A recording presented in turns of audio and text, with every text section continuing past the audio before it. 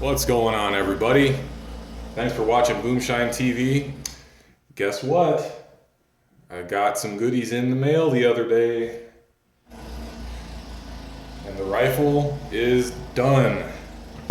Boom. There it is. As you can see, my Vortex Strike Eagle showed up, and I have the rifle completely done. Today we're going to do the review for both the ADR mount that I have here for the scope, as well as the scope itself. Again, this is a Vortex Strike Eagle 1/6 by 24. Give me a minute to pull the optic off the rifle here, and we'll get into it. All right, everybody, welcome back. Got my talking points on my laptop here. I'm going to go over a little bit about the mount first, and then we'll talk about the scope. So, again, this is an American Defense mount. It's made by American Defense Manufacturing. They make a variety of different red dot and scope mounts. They're in direct competition with LaRue. They have their own type of locking system. The whole thing is made out of aluminum. It's got mil-spec anodizing on it. Well, they say it's mil-spec anodizing, but I don't know, time will tell. It's a very handsome mount. Again, the whole thing's aluminum with the exception of the mounting system right here. The throw levers are aluminum, but the locking inserts here and the entire cross bolt, as well as the retaining nuts for the cross bolts, those are made out of steel, obviously for strength. Has laser engraved logos everywhere with a machine engraved part number there on the bottom. And that says part number 1324. This is actually not listed, this particular one, the Vortex proprietary one, this is not listed on Vortex's website or American Defense's website. So I have no doubt in my mind that they actually manufactured this. I mean, they have all of their logos laser engraved everywhere on this thing. I just don't know if it's a lack of attention on their part, or if it just hasn't been, if it's new and hasn't been uploaded in the system yet, or what, but I can't find really a whole lot of information about this specific version of the ADR-X mount. And again, this is the ADR extended mount, or X mount. And that means the rearmost scope ring sits forward on the base of the scope mount, so it gives you a little bit bigger eye relief. And the reason I got that particular one is because the Strike Eagle is a 1/6 scope, so it has a little bit longer lens here, and I wanted to make sure I had appropriate eye relief because I have a rifle stock on my competition gun. So if it's too far forward, I can always slide it back about a ½ inch or so. But right now, just my initial tests and everything, it seems to actually line up very well for my needs, so I shouldn't have to screw with that too much. Now, the weight on this thing, it's supposed to be 8.4 ounces. That's for the ADR version, and on the ADR version, it's a little bit different. They actually have slots milled into both sides of the scope ring. So there's missing some material on the ADR version. So I'm guessing that this particular one is a little bit heavier. Probably not by much, but that is something to take into account. I don't have a weight figure for this version just because, again, I can't find any specs for this thing. It just showed up in a plain white box from American Defense. So there was no literature or anything included with it, other than how to appropriately use the mounting system without damaging it. So, and I'll get to that in a second. It is a dual QD throw lever system with steel locking tabs, which I like. There's not going to come loose accidentally at all. The locking tabs on the levers are, very simple, very LaRue-esque. You just push down to release the lock and it slides. The nice thing about this particular design is that it's reversible. If you remember from my first video, not my first video, I think it was actually my second video for my 3-gun rifle, when I got the mount in, that was posted a couple weeks ago, they were actually set to lock to the rear. And I have them flipped around so they lock to the front now. And the reason for that is because with the extended mount, I've actually found I need to mount this thing on the very rearmost rail position on my upper receiver. And being that is the case, when I went to lock them to the rear, it was interfering with my charging handle. So now I flip those around and they lock to the front, and it's perfect. I can get right in there and grab my charging handle without a problem. So that's actually a really nice feature, and it worked out really well for me. The only con, the biggest con that I can see with this particular design that you wouldn't find with something like a LaRue is that it's nice because it's adjustable without any proprietary tools, according to them. Which I kind of think is a little bit hokey because LaRue, the only thing you need is a wrench, a common everyday open-end box wrench. So I don't see that being a huge issue. But for this, you can just push in the center section there and the adjustment screw pops out and you just turn it one way or the other by hand. And again, going back to the disadvantage I see with this, you can set this thing to be over torqued. If you make it too tight, you can permanently deform and stretch the threads on the steel crossbolt. If that happens, you're not going to have a reliable mounting system anymore. It's going to be just inaccurate. It's going to be either too loose or too tight, depending on how you have it adjusted. But I don't see that as being a huge issue as long as you don't try to, He-Man the thing onto your gun. Adjust this thing so that it requires some pretty firm tension to lock into place, but you can still use hand pressure to open it. If you're doing it so it's so tight where you need to have like a pry bar or a screwdriver or something in there to pry the stupid thing open, you're doing it wrong. It's not necessary for something like this. Make it so it's tight and firmly fit to your upper receiver, but you don't need to crank it down to the point where it's going to deform those screws. It can happen. It's something to keep in mind, but as long as you don't abuse the system, it should be fine. And the other thing that I have noticed is that while it says it's mil-spec anodizing, even just having it mounted to my rifle over the last few days, I'm noticing just a couple little dings here and there, and I haven't even taken it to the range yet. I haven't shot with it yet. So the finish, I'm not going to completely call it out just yet, because I honestly don't know. I don't know how it's going to hold up. That all remains to be seen. But other than that, other than those two little gripes, and they're not even really gripes, they're just kind of, asterisks, things to keep in mind. I really like the mount. The mounting system is really solid. It's very well machined and manufactured. It's very handsome looking. It holds the scope very well. I actually like this particular version better than the regular American Defense version that has the slots milled in the rings, because this actually gives more even clamping pressure to the scope. I'm really happy with that. No complaints as of yet. I'll let you know if that changes, but right now it looks good. I'm not going to take this thing out of the mount to go into detail about the scope. You can obviously see the scope, so I'll go into a little bit of detail on it as it sits. Let me change my talking points here. I'll be right back. All right, guys, we're back. I wanted to just kind of start from the beginning on the scope.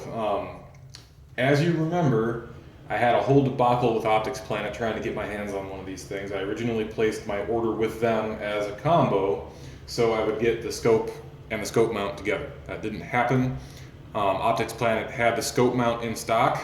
They did not have the actual scope. It was on back order until late February, early March. So they ended up sending out the scope mount, and I didn't get the scope. So I decided to look around. I found the scope online with a company called Scopelist. Ordered it. They were out of stock, even though I thought that they had a few left. They got back to me and said, no, Christmas rush, we didn't have any. So long story short, they said that they would have more in stock in 2 to 4 weeks. So on Thursday, January 7th, 2016, which is a little over 2 weeks since I placed my order, got an email from them with a tracking number, and the same day they sent that email with the tracking number, the scope showed up at my door. So it had already been en route for a day or so before they sent me the email, which is fine. It was a very happy surprise. I was not expecting to get it so quickly. But I got the box, showed up at my house. I was thrilled. Scope arrived in perfect condition. And when I opened the box that this box came in, this wasn't in there, but I actually found out that Scopelist is actually Euro Optic. That's right. So Scopelist is apparently a subsidiary of Euro Optic. I didn't honestly know who I was ordering from at first. I'd never dealt with Scopelist before. So I really didn't know what to expect, but I was very, very, very happy the entire way through the process with them. They kept me up to date on everything. They got the product back in stock quickly, and their price blew everybody else away. I got the Strike Eagle for $297 with free shipping. Their customer service is fantastic. I have nothing but good things to say about them.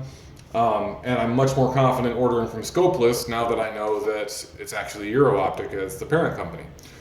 There's the invoice right there. You can see it. I got it for $297 and no sales tax, no shipping charges, no nothing. So thank you to Euro Optic and Scopelist. Top-notch customer service from them. Fantastic experience all the way around. I highly, highly suggest that you get with those guys if you have any optics needs.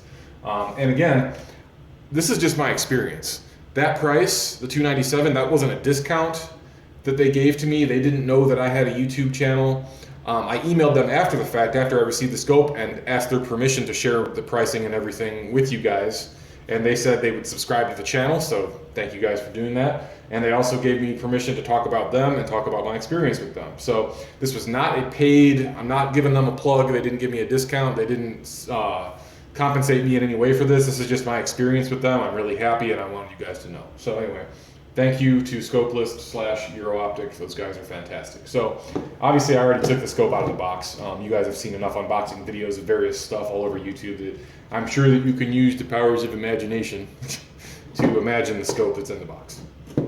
So in the box, you will get your cleaning cloth, another bag that had a battery in it. The scope actually comes with two batteries. It comes with one sealed in the bag here and another one actually hidden underneath the windage turret cap. So I'll get to that here in a second. That's kind of cool. It comes with a battery and a backup if the first one goes dead on you. And then you also have your reticle manual, which I'll open up in a second, and your scope manual.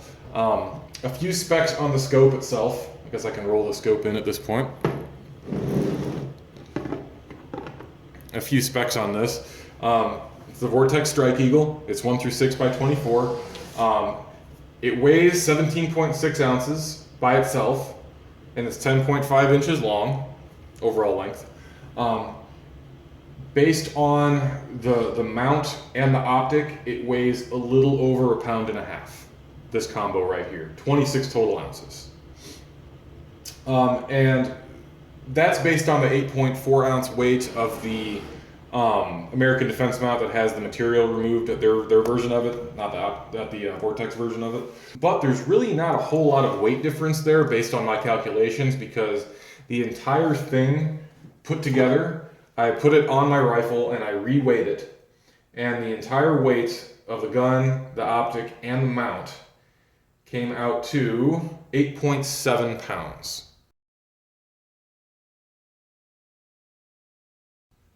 So the whole thing, rifle, empty magazine, optic, and mount, 8.7 pounds. So that jives. Looking at 26 ounces of total weight combined with the 7.1 pounds of the gun. That, as based on my last video, that's what it weighed with no optic, no mount, and just an empty magazine in it.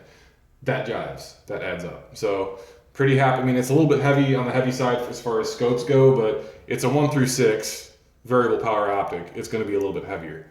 That's cool. I'm running around with it for 3 gun. If it ends up being too heavy, or if I need to, invest in something more expensive, like I said in my last video, I'll cross that bridge when I come to it. I'm a novice when it comes to 3 gun. I just want to test the waters for right now, and this seems like the perfect entry-level option to do that. The scope is second focal plane. So if you're not familiar with optics, what that means is second focal plane means the reticle will stay the same size no matter where you're at as far as zoom goes on a variable optic, okay? First focal plane, the reticle will actually change size and adjust to what zoom you have it set to, what power you have it set to. The advantage to a first focal plane scope is that you can adjust your windage and elevation at any zoom level, I think, for most scopes. With this one, you've got to be zoomed all the way into 6x in order to do it accurately.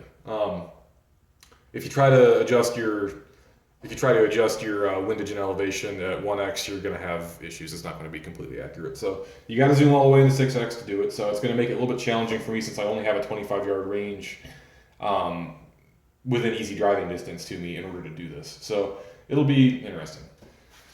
Not a huge deal breaker though at all. I actually kind of prefer the second focal plane scopes because I like keeping a consistent reticle size, so that works out for me.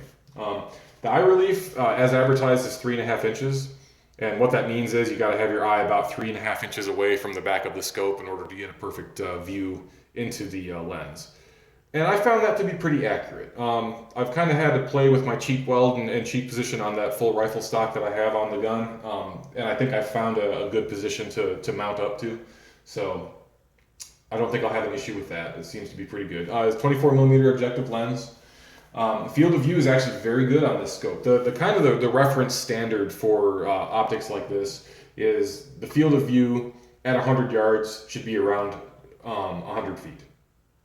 Which means you at 100 yards away at 1x, you've got, looking through the scope, you can see approximately 100 feet in width surrounding what you're looking at. And I found that to be the case and more, and a little bit more with this particular scope. The listed field of view on Vortex's website is 116.5 feet at 100 yards at 1x. I found it's that or maybe a little bit more. It's very good. You get plenty of field of view at 1x. Obviously at 6x that shrinks substantially to 19.2 feet, which is normal. You're obviously zooming in further on whatever you're looking at. You're not going to have the same field of view. But even 19.2 feet at 6x, that's pretty respectable. So pretty happy with that. Some more features of the scope. One thing I really like, it has cap turrets. I know that on like the Viper, not the Viper, the higher end one. Is it the Viper? The Viper PST? Yeah. It has exposed turrets where you can just adjust on the fly. That's cool and all if you're really going to be adjusting a lot, but I intend to zero this thing at, either 50 or 100 yards, I'm not sure yet, and just leave it. And I'm not going to mess with it. I'll use the zoom as I need to, and the turrets will be capped so they won't get bumped or screwed up, and that's that. It has 11 brightness settings. It is a lower end scope as far as Vortex is concerned.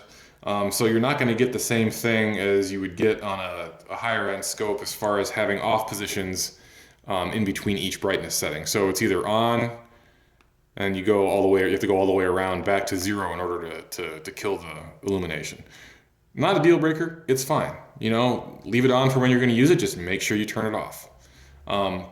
I found that for daytime use, you're going to want to have it set to 10 or 11 anyway, just so the reticle doesn't get washed out. So that's simple. That's a forward turn of the knob, you're at 11. Okay, so that's really not a big deal to me. For the money that I paid for this, sub $300 range, it's got plenty of good features that offset the fact that it doesn't have off positions in between the illumination settings. That's fine. Lenses are the lens is multi-coated, for clarity. And I found that the clarity in this scope is actually pretty good. It's not a Trijicon. It's not a $1,500 Leopold or a $2,000 Swarovski or what have you. It's not outstanding glass, but it's really good glass. For the money, it's excellent. I need glasses and I don't have them. I've actually found looking through this scope at 1x actually improves my eyes. It actually gives me a more clear image of what I'm looking at. Isn't that sad? So yeah, I obviously need to go to the eye doctor, but this thing's like looking through glasses for me. It gives me a crystal clear view of what I'm looking at. I don't know, it says that it's a true 1x. I don't have a huge amount of experience with magnified optics, so there is a little bit of distortion at close range when you're at 1x. So maybe it's like a 1.1 or like a 0.5, I don't know. But for all intents and purposes, it's great. I'm not complaining. Just something to be aware of. It says it's a true 1x, and maybe it is compared to other scopes. I just don't have enough experience with magnified stuff to really know, which is why I went with this particular scope to start out with. I've never shot through a Trijicon. I've never shot through a Swarovski. So I didn't want to spend a whole crap ton of money on it until I know what I need. So what you get for the money, I'm pretty happy with so far. Waterproof, shockproof, fogproof, all the proofs.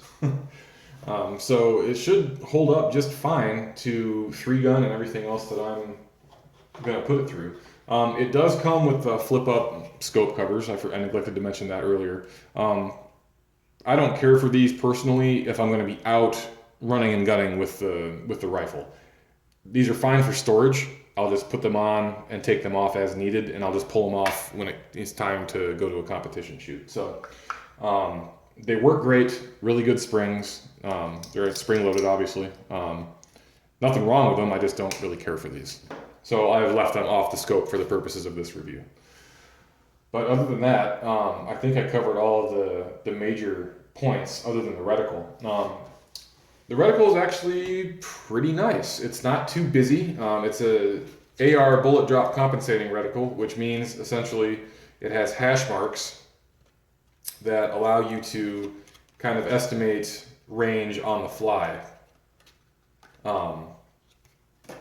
Because if I open up the reticle manual, it'll help. But this is what you're looking at when you're looking through the scope and it's illuminated. The glass is etched, so this will appear black with the illumination off, and then the only thing that lights up with the illumination on is the actual reticle itself. So really not too much washout unless you're on brightness 11, and then it gets a little bit bright if you're in anything but full daylight, but other than that, I mean, it's great.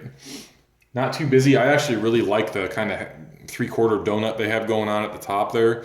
It allows you to kind of zero in on what you're looking at and then lay that crosshair right on it and pull the trigger. I've done a lot of dry firing with it. I haven't actually shot with the scope yet. So my opinion might change after my first 3-gun match with this, but it's not as distracting as some of the other people on YouTube have said. I actually really like it. So far I'm happy with it.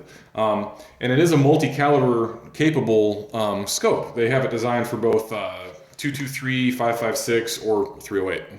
So you can use it with either, and then you have your distance references in your reticle manual here for both 308 and 556. So this would be a handy thing to have just kind of in the range bag if you're planning on doing any long distance shooting. But once you have it zeroed in, if you're just going to be running and gunning with it, it's really not necessary, but it's still a nice thing to have. So anyway, that's my tabletop on both the ADR mount and the Vortex Strike Eagle. I'm really excited to get these things to the range and test them out and do a little bit more in-depth review at a later date once I have some trigger time with them. So right now I'm really happy, and Merry Christmas to me.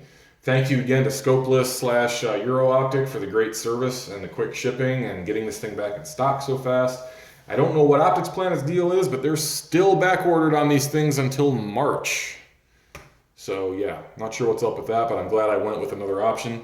Ended up getting a really good deal. So anyway, that's it for right now, guys. Thanks for watching. If you have any questions, comments, concerns, let me know. Make sure you like and subscribe. Follow the progress of this thing. Let me know if there's anything else you guys want me to talk about, or let me know if I made a glaring error here and missed something or misquoted some information. Yeah, but other than that, I'm really happy. I can't say that enough. I'm excited. So thanks again, guys. Have a safe weekend, and I'll catch you next time. It's Boomshine TV. See ya.